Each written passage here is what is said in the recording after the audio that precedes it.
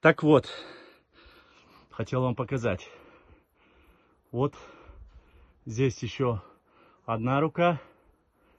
Еще под ней в виде человечка. Нехорошо заметно, может быть.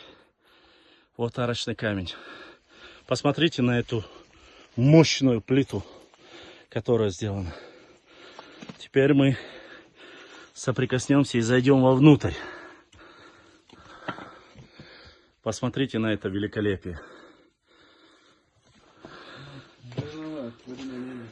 Где? Вот. Вот мы нашли. Жернова от водяной мельницы. Стены толщиной минимум 80 сантиметров. Четкая, даже несмотря на то, что внутри. Ух ты, да. Посмотрите, входные стены, как подметил наш брат Султан. Ширина как минимум метр. Да, чтобы вы понимали, вот эти вот промежности, вот эти вот, оставлены для засова. Мы показывали вам в Шикарове, точно такая же система. То есть Шаройские башни, Галанчожские башни по структуре не отличаются. Жил один народ. Сейчас, подожди.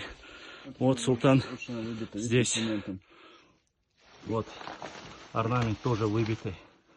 Видите, это внутри самого комплекса, жилого комплекса. Это великолепно. Да, где-то с метр. Да, тоже. Боевой башни тоже приблизительно. Ширина боевой башни внутри метр. Это первый этаж. Второй этаж вообще изолирован. Алей, купольным сводом. Смотри. Посмотрите, насколько это круто. Бойницы. Вот. Здесь бойницы. Непосредственно, чтобы можно было во время осады вести отстрел. Вы посмотрите, как грациозно, как круто построено. Заложили входной проем. Но это уже получается, Султан уже на высоте, он, да? Он же не на земле находится? Нет, нет, посмотрите, здесь высоко. То есть это не... Мы просто зашли через жилое. И все это сохранилось. Никаких растворов. Я хочу показать, смотрите. О каких растворах вы говорите? О каких булыжниках вы говорите? Ничего подобного. Кроме сухой кладки, ничего подобного нету. Посмотрите на это все. Алсиш? От котла оставшиеся. Посмотрите на его толщину. И эти мегастроения, смотрите. Алей-лея Султан. Замковый комплекс, да? Он раз, два, три. Трехэтажный. Еще выше могло быть, просто не да. сохранилось. 3 этажа это то, что сохранилось.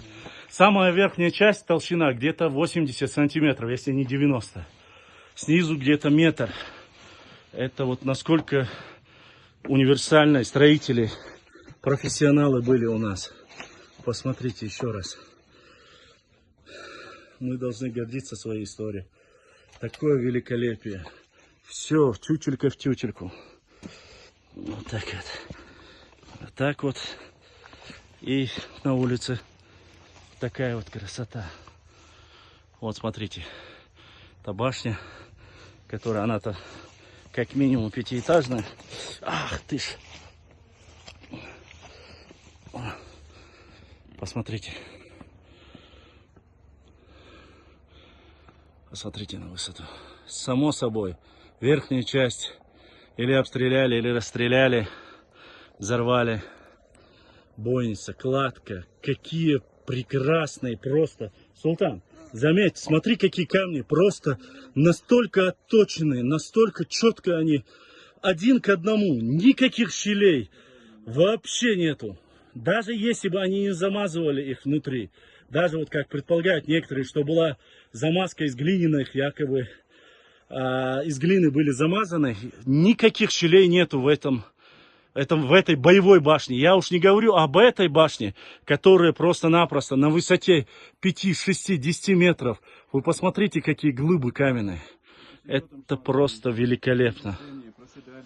Да, проседали, взрывали. Несмотря на то, что вот последние 200-300 лет. Даже представь, что они 18 века. Сколько землетрясений было после этого. Все устояли. Войны. Кавказская война. 2 чеченские последние войны. Альхамдулиллах. Да. Маша Аллах. Маша Аллах.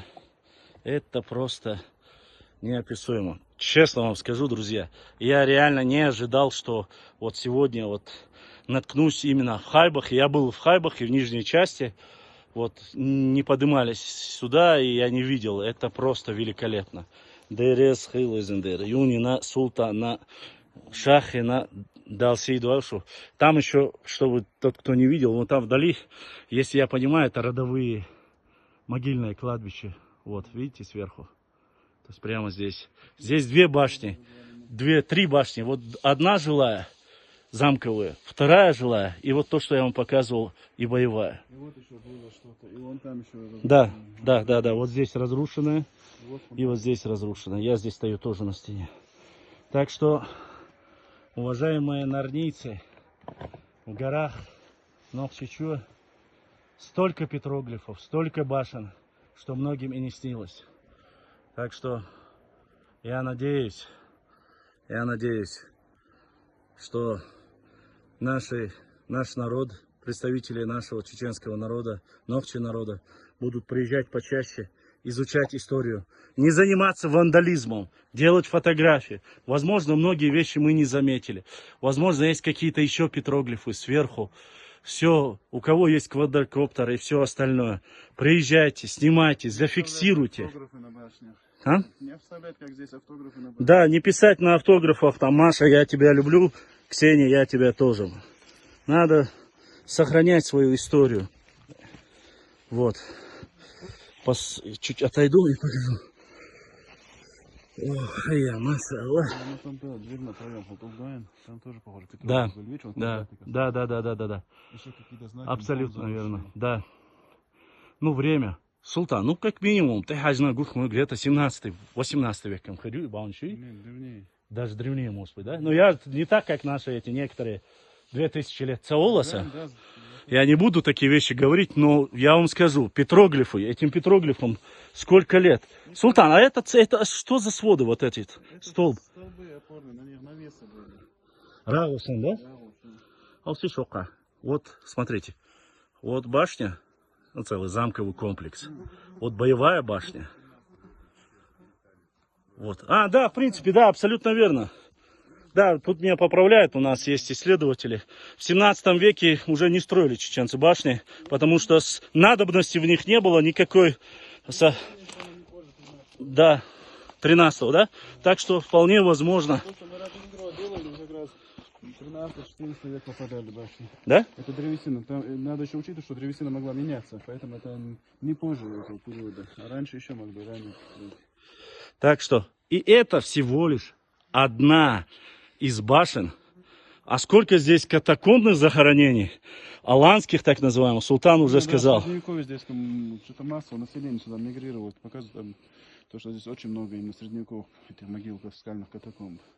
Но они же все-таки, начиная до нашей эры и с этого периода, да? Да, До 14-го. Да, здесь много поселений. Вот террасы, вот эти все, это все идет с эпохи бронзы и ранее железного века. Но именно в средневековье массово здесь вот, миграция была населения. Машаллах. Так что Монгол сложный.